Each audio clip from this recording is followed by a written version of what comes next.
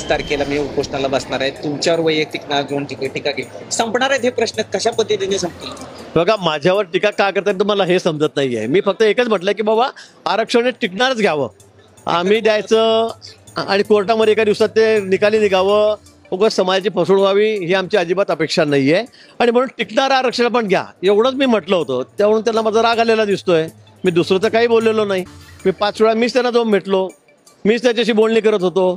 पण आता एखादा आपण शब्द बोललो आणि ती वस्तुस्थितीला धरून बोललो तरी त्यांना त्याचा एवढा राग आहे की प्रत्येक सभेमध्ये ते मलाच सदाभाऊ खोत बोलतायत. त्यांचा मोर्चा त्यांनी वळवावा, देवेंद्र फडणवीसांचं नाव घेऊन जी काही टीका होती त्यापेक्षा शरद पवारांना त्यांनी त्यांच्यावर बोलावं. आतापर्यंत इतिहास बघितला आरक्षण खरं तर त्यांच्या मला तेच कळत नाही. 50 वर्षामध्ये पवार साहेबांनी आरक्षणाचा सुद्धा काढला नाही.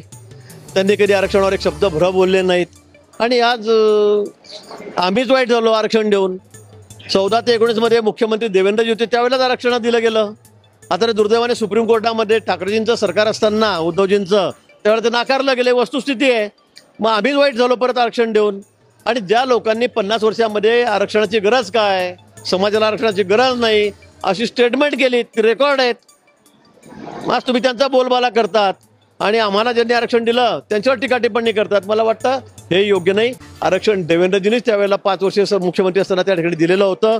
ही वस्तुस्थिती आहे. आताही एकनाथजी शिंदे प्रयत्न करतायत, दोन्ही मुख्यमंत्री प्रयत्न करता आहेत. आमची भूमिका स्पष्ट आहे. आरक्षण आम्हाला द्यायचंच आहे, परंतु ते टिकणारं असलं पाहिजे. कोर्टामध्ये कुठे ते नकारता कामा नये, ही आमची त्यामागची भूमिका. Subscribe now and press the bell icon. Never miss an update.